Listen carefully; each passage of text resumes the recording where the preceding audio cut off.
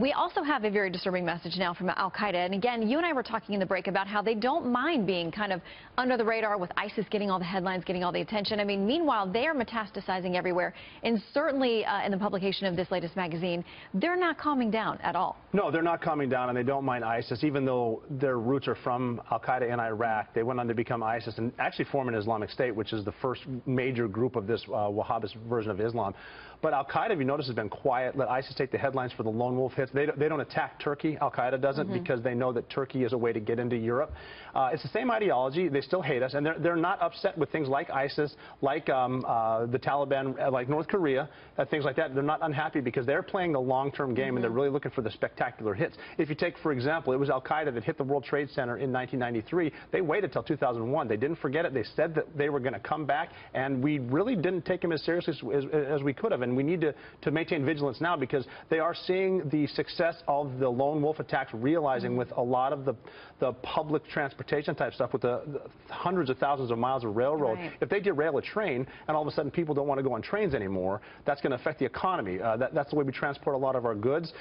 They start hitting buses like in New York City here. Imagine that, you know, this is where, yes, we will need to step up security and have professionals and have some technology, but people need to be vigilant too and pay attention to who is the actual threat that really wants to kill you. And it's scary, but I mean, the threat's been there, and so far, you know, we're doing a good job, but we only need to be wrong once. And they only have to be right once. Right. The NYPD has said, listen, we've known about this threat. We are prepared for this. This is not a surprise to us. Yes.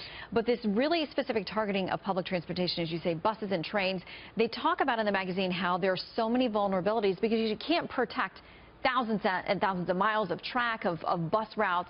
They see vulnerabilities there. They say they want to not only hit the economic interests, which you talked about, but really undermine public security so people are fearful. And that's the whole idea of terrorism. They want to hit the rings of security and then the transportation. They actually layered it to different ways of who they want to do what.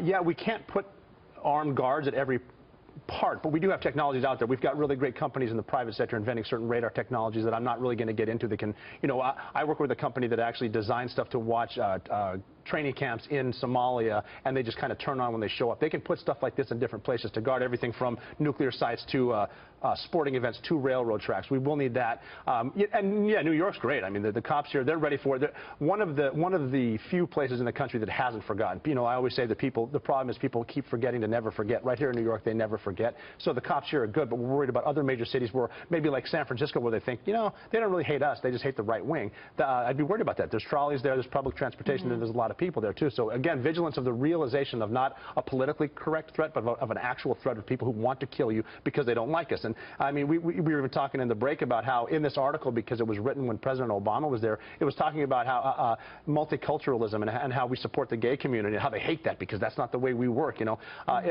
Again, if there's any way to unify us, I hope this could be something, especially in light of recent events, that, you know, we do disagree as a country, but we should be United States.